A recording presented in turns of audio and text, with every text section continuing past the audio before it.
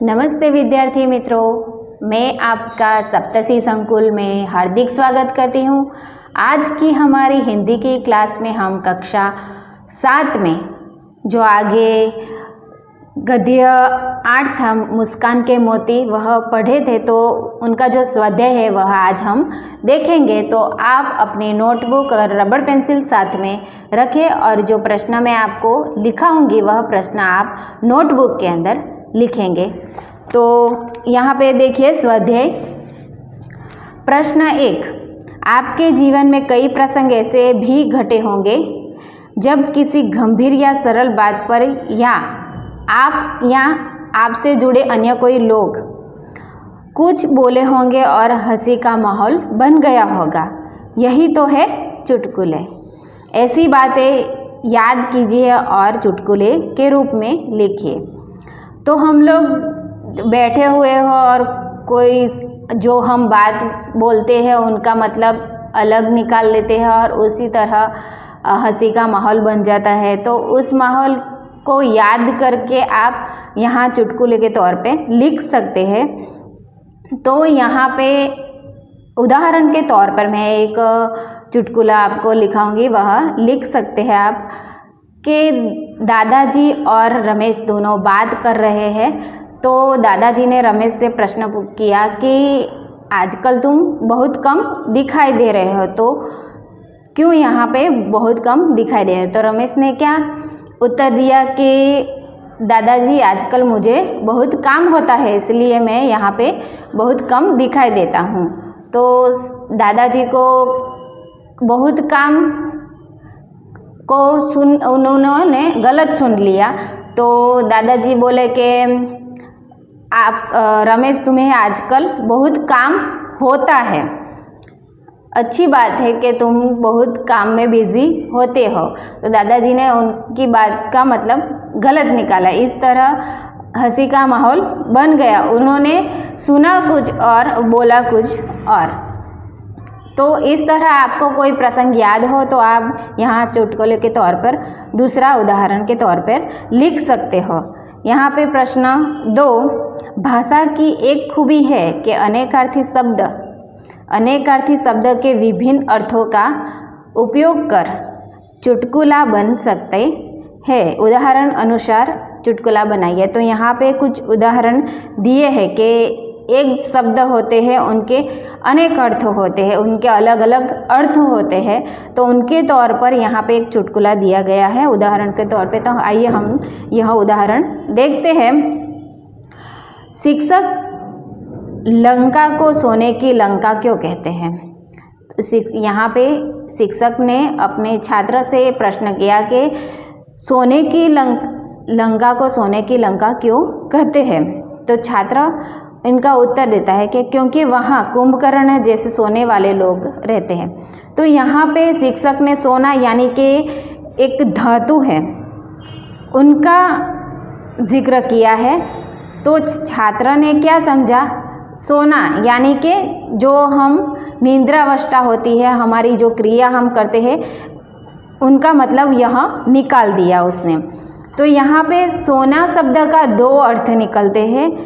तो ऐसे ही चुटकुले आप यहाँ उदाहरण के तौर पे बना सकते हैं। यहाँ पे जो बस, उत्तर और कर तीनों को उदाहरण के तौर पे दिया गया है। तो हम यहाँ पे बस जो शब्द है उनके दूसरे अर्थ के रूप में इस तरह से चुटकुले बना सकते हैं। तो एक पिता और पुत्र दोनों साथ में पैदल चल रहे थे।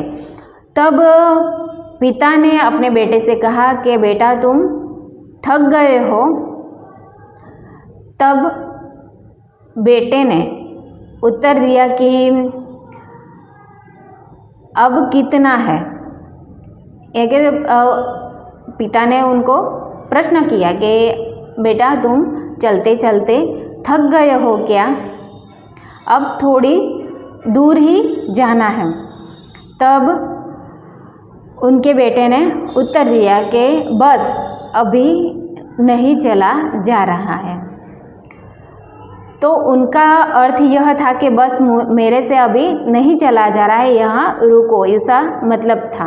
तब पिता ने उनका उत्तर क्या दिया कि बस यहाँ नहीं आती, यहाँ तो हमें पैदल चलकर ही जाना पड़ेगा। तो वह बस यानी कि जो बेटे ने बस कहा उनको ठहरने के लिए कहा था, तो उनका अर्थ पिताजी ने बस जो हम लोग बस से यात्रा करते हैं उनका मतलब यह निकाला। तो बस का एक शब्द के दो अर्थ होते हैं। अब उत्तर, दूसरा जो प्रश्न है वो उत्तर शब्द है, उनका हमें एक चुटकुला बनाना है। तो दादाजी और कमलेश दोनों बात कर रहे थे। तो दादाजी ने अपने चारों पोत्रों को अपने पास बुलाया और उनसे प्रश्न किया कि तुम कौन मेरी इन प्रश्नों का उत्तर देगा। तो वहाँ जो एक पोत्र था उन्होंने उत्तर दिया कि दादाजी, प्रश्न भी क्या उत्तर दिशा की ओर आते हैं। तो यहाँ पे जो दादाजी ने प्रश्न किया था तो उस प्रश्न का उत्तर यानी कि जवाब के तौर में वह उत्तर शब्द का प्रयोग किया था। तो वहाँ पे जो पौत्र ने समझा वह उत्तर दिशा वह समझ लिया। ये दोनों शब्द एक है लेकिन उनके अर्थ जो है वह अलग अलग होते हैं। इस तरह आपको कर शब्द जो है उनका एक चुटकुला बनाना है, तो आप वह खुद से करेंगे। अब हम प्रश्न 3, उदाहरण अनुसार चुटकुलों की पूर्ति कीजिए। यहाँ पे जो चुटकुले दिए गए हैं वहाँ पे कुछ शब्द छूट गए हैं, तो वह शब्द हमको लिखने हैं। तो उदाहरण ऊपर दिया गया है, तो हम पहले उदाहरण देखेंगे, बाद में जो प्रश्न है उनकी जो पूर्ति है वो स्थान है वह पूर्ण करेंगे। तो मालिक बहुत बड़ा गधा है। मालिक ने क्या कहा नौकर से, नौकर और मालिक के बीच बातचीत चल रही है। तो मालिक ने नौकर को बहुत बड़ा गधा यानी कि तुम गधे हो ऐसा कहा। तब नौकर ने उत्तर देते हुए कहा कि ऐसा कहकर मुझे शर्मिंदा न करे मालिक, बड़े तो आप हैं। तो नौकर ने क्या कहा कि मुझे बहुत बड़ा मत कहिए कि बहुत बड़े तो आप हैं, बड़े लोग में आप आते हैं, तो मुझे शर्मिंदा मत कीजिए। इसलिए नौकर ने यह इशारा किया कि बहुत बड़े गधे तो मेरे से भी बड़े गधे आप हो। उसी तरह यहाँ पे जो प्रश्न 1 है, पतली गली में 2 आदमी आमने सामने आ गए। एक पतली सी गली थी, उनमें 2 आदमी आमने सामने हो गए। तो पहला आदमी, हटो बीच में से, मैं किसी गधे को रास्ता नहीं देता। तो जो पहला आदमी था उन्होंने क्या कहा कि बीच में से आप हट जाओ, मैं किसी गधे को यहाँ से रास्ता नहीं देता। तो दूसरा आदमी रास्ते से हटते हुए, और वह रास्ते से हट जाता है, पर मैं तो देता हूँ। और दूसरा आदमी क्या कहता है, रास्ता देता है और कहता है कि मैं तो देता हूँ, यानी कि मैं तो कोई भी गधा हो उनको यहाँ से जाने का रास्ता देता हूँ। इसलिए सामने से उनको भी दूसरे आदमी ने गधा ही बोला। न्यायालय में 2 वकील, कोर्ट के अंदर 2 वकील बात कर रहे थे। पहला वकील, तू गधा है। तो पहला वकील दूसरे वकील को क्या कह रहा है कि तू गधा है। दूसरा वकील, तू तो बड़ा गधा है। तो दूसरा वकील कह रहा है कि तू तो मुझसे भी बड़ा गधा है। पहला वकील, तू बहुत बड़ा गधा है। तो पहला वकील वापस से कहने लगा कि तू तो उनसे भी बड़ा गधा है। न्यायाधीश, ऑर्डर, आपको ध्यान रखना चाहिए कि मैं भी यहाँ बैठा हूँ। तो यहाँ पे जो स्थान आपका है यहाँ बैठा हूँ वह आप लिखेंगे खाली जगह के अंदर। तो न्यायाधीश क्या कर रहा है कि ऑर्डर। आप यह ध्यान तो रखिए कि यहाँ पे मैं, आप आपस में बात करें, आपस में झगड़ रहे हैं, तो यहाँ पे मैं भी हूँ, तो मुझे मत भूल जाइए कि मैं भी यहाँ पे बैठा हूँ। लड़का, मैं आपकी बात कैसे बेटी के साथ शादी करना चाहता हूँ। लड़की, क्या लड़की का जो पिता है वह कहता है, मैं नहीं चाहता कि मेरी बेटी किसी गधे के साथ रहे। एक लड़का लड़की के पिता से कहते हैं कि मैं आपकी बेटी से शादी करना चाहता हूँ। तब लड़की के पिता उनसे कहते हैं कि मैं किसी गधे के साथ मेरी बेटी की शादी नहीं करूँगा।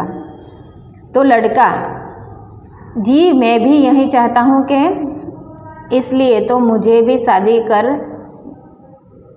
એટલે પછી જે છોકરો હોય છે એ કહે છે કે મેં બી એવું નથી ઈચ્છતો કે તમારી છોકરી કોઈ ગધેડા સાથે રહે। योगेश और रमेश के बीच बातचीत चलती है। तो योगेश कहता है कि इस गधे को लेकर कहाँ जा रहा है। तो रमेश कहता है, देखता नहीं मेरे साथ गधा नहीं कुत्ता है। योगेश कहता है कि इस गधे को लेकर कहाँ जा रहा है। तो रमेश कहता है कि तुम्हें दिखाई नहीं दे रहा, मेरे साथ गधा नहीं है कुत्ता है। तो योगेश कहता है, यार तू चुप कर, मैं कुत्ते से ही पूछ रहा हूँ। तो यहाँ पे जो खाली जगह है वहाँ पे पूछ रहा हूँ, यह शब्द आप लिखेंगे। अब पांचवा जो स्थान पूर्ति है वह लिखिए, सामने से गधे आते देखकर। पति पत्नी दोनों बात कर रहे हैं कि पति कह रहा है, देखो तुम्हारे रिश्तेदार आ रहे हैं। तब पत्नी क्या जवाब देती है, जी हाँ रिश्तेदार तो है, पर हुए तो आपसे शादी करने के बाद। तो यहाँ पे जो खाली जगह दी गई है वहाँ पे आप लिखेंगे करने के बाद ही। अब हमारा जो प्रश्न 4 है वह लिखेंगे, निम्नलिखित कहानी पढ़कर उसमें से अलग अलग 7 शब्द चुनकर उसके शब्दकोश के क्रम में लिखिए।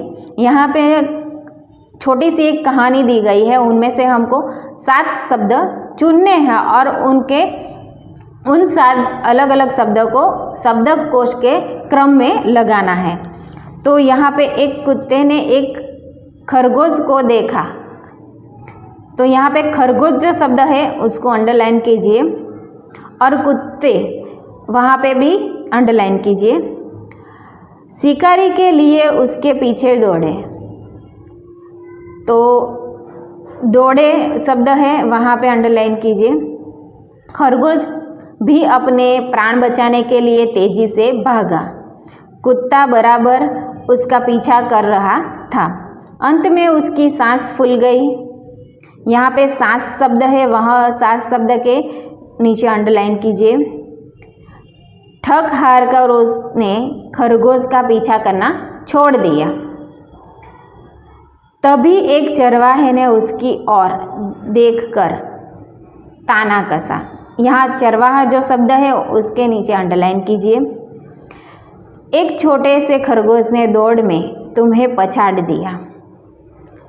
कुत्ते ने तपाक से जवाब दिया, महाशय मैं अपने पेट के लिए दौड़ रहा था, वह अपने प्राणों के लिए दौड़ रहा था। तो दौड़ शब्द है वहाँ अंडरलाइन कीजिए। सचमुच जीत के कई कारण होते हैं। तो यहाँ पे हमारे जो 7 शब्द है इस तरह से है, कुत्ता, खरगोश, चरवाहा, जीत, दौड़, शिकार और सांस। ये 7 शब्द हमने यहाँ से चुन लिए हैं। अब उनको हम शब्द के कोश के क्रम में लगाएंगे। तो पहला जो शब्द है वह आपका यहाँ पे आएगा कुत्ता, दूसरा चरवाहा, तीसरा जो शब्द है वह आएगा जीत और चौथा शब्द है दौड़। 5वां शब्द है शिकार।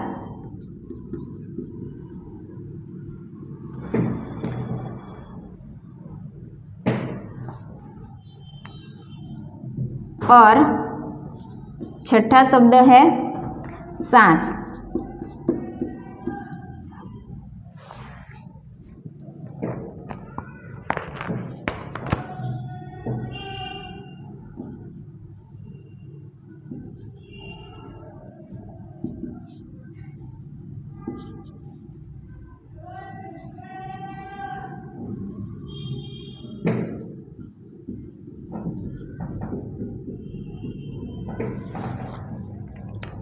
इस तरह शब्दकोश में आप लिख सकते हैं। तो जो यहाँ पे हमारा मुस्कान के मोती गद्य था, उनका जो स्वाध्याय है यहाँ पे समाप्त होता है। तो आप यह स्वाध्याय जो है वह उनका अभ्यास आप घर पे करेंगे। तब तक के लिए जय हिंद, जय भारत, अस्तु।